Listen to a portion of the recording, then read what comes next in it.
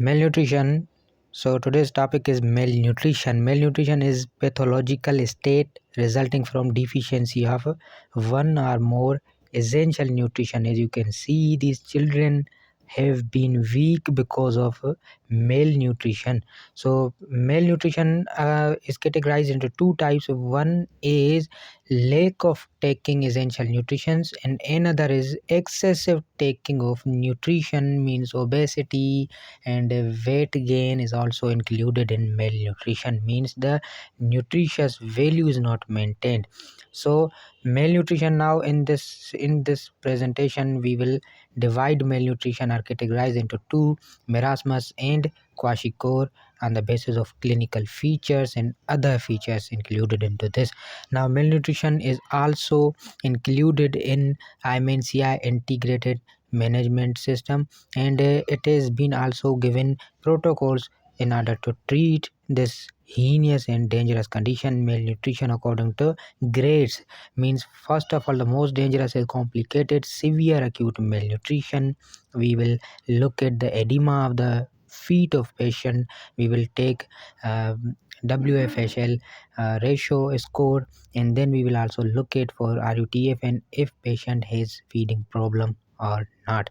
And in uncomplicated malnutrition, we will look at severe uncomplicated severe acute malnutrition, in which patient will have the very low WFHL ratio, and patient will be able to take ready to use food or therapy. So in this way we divide complicated into uncomplicated, and also other deviants are included in malnutrition. So other clinical features for malnutrition are: patient will have bilateral pedal edema, means both the feet will be edematous and inflamed. Pedal edema will be positive because of protein deficiency. Pedal edema develops, and a combination of edema, wasting, and same ratio will be with poor appetite will be there, and complications will be there in malnutrition.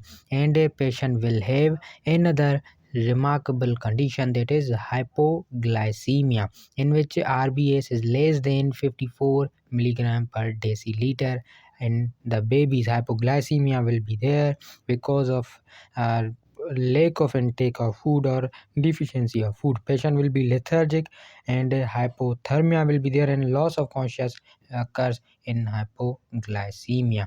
And the other signs for hypoglycemia, and it is also sign of infection, means when baby develops infection like fever or any disease, hypoglycemia will be there because of malnutrition. Infrequent feeding can give rise to hypoglycemia, vomiting, and patient will have reluctant to feed due to infections, which causes malnutrition, and then patient can develop hypoglycemia.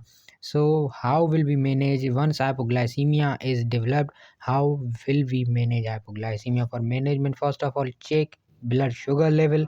If sugar is less than 54, then perform NG, because these patients cannot take glucose orally, so through NG we have to give glucose.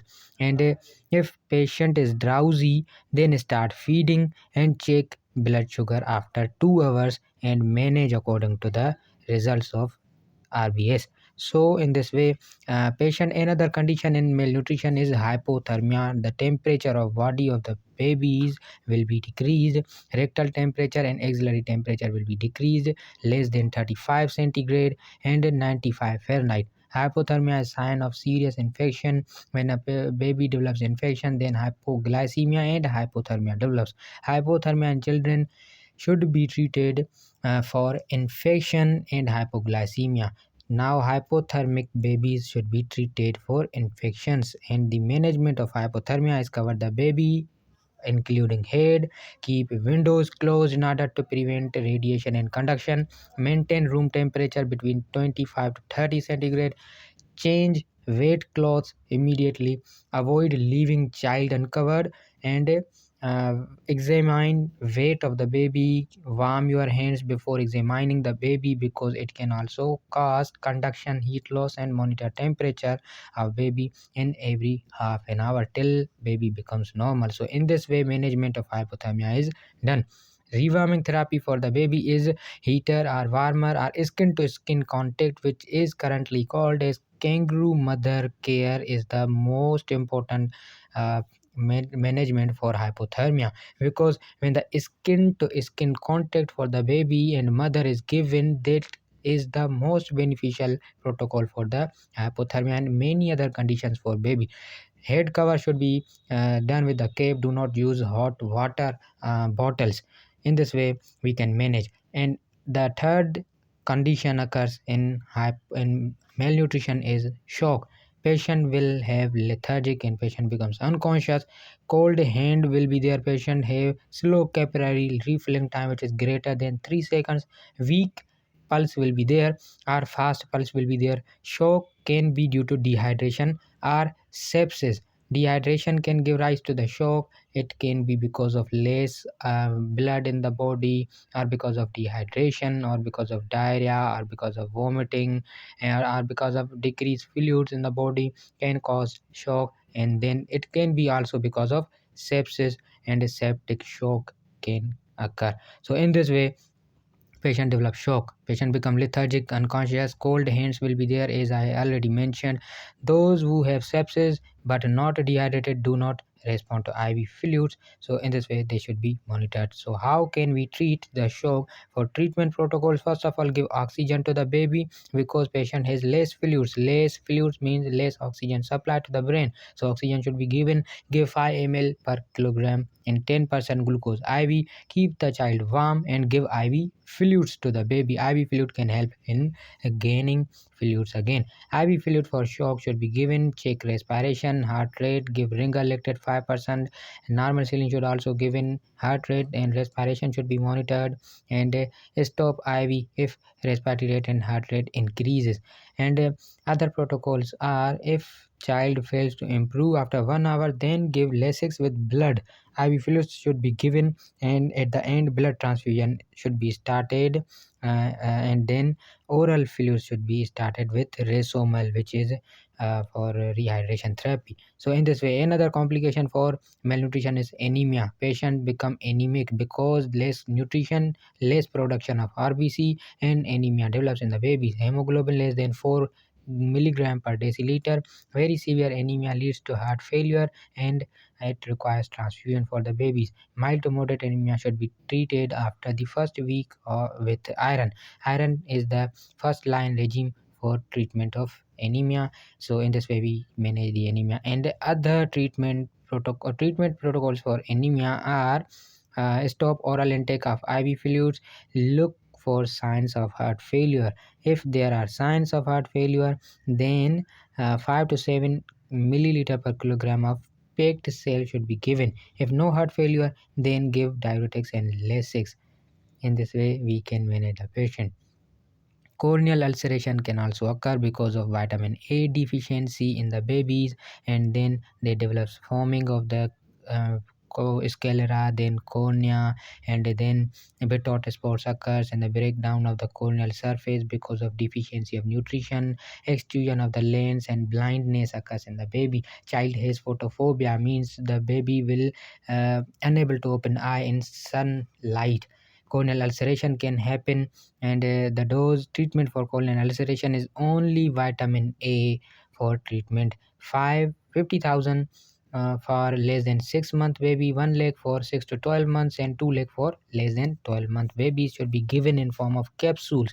These are blue and red coated capsules of vitamin A, which should be given to the baby in order to prevent corneal ulceration. Diarrhea and dehydration also occurs in malnutrition. It is difficult to assess dehydration in malnourished child. History of vomiting, diarrhea will be there, and then assessment of dehydration should be done, and it should be treated as early as possible. Signs of dehydration are patient become lethargic, restless, sunken eyes, absent tears, dry mouth, tongue, thirst, skin pinch goes back very slowly, and the tongue of the baby will be whitish. when the tongue of baby will be whitish because of vomiting or diarrhea, then it is clear sign that baby has been dehydrated. So in this way we treat dehydration with Resomel, modified oral rehydration therapy, and other protocols for treatment of dehydration is IV line should be maintained, Resomel should be prepared with the standard protocols, and the treatment of other complications of malnutrition are for respiratory distress, oxygen should be given, hypothermia, warm patient in hypoglycemia, IV NG oral dextrose should be given, in hypokalemia Resomel should be given, and dehydration also Resomel with IV fluids, and severe anemia should be treated with blood transfusion. In this way we can manage these complications. But what if a patient develops acute infection like pneumonia, diarrhea, skin infection, and ENT infection? These should be managed accordingly, according to complaints of the patient. And macronutrients should be added in the diet of the patient, like vitamin A 1 to 2 lakh units should be given once a week, zinc should be given, folic acid, vitamin D should be given along with iron, and giving food, proper food supply to the baby. If baby is neonate, then mother's milk is the only source. If the baby is more than the age of a neonatal period, then for healthy fruits should be given to the baby, and therapeutic doses of food ready to use therapy should be given in the patients. So in this way we manage and stabilize the patient by performing NGs and other protocols, and we prevent the occurrence of different kind of disease in the patients. Like as you can see in this picture, there is edema, pitting edema on the feet of the baby because protein deficiency, and in this deficiency we give external proteins to the baby. So in this way we can manage and treat the patient of malnutrition.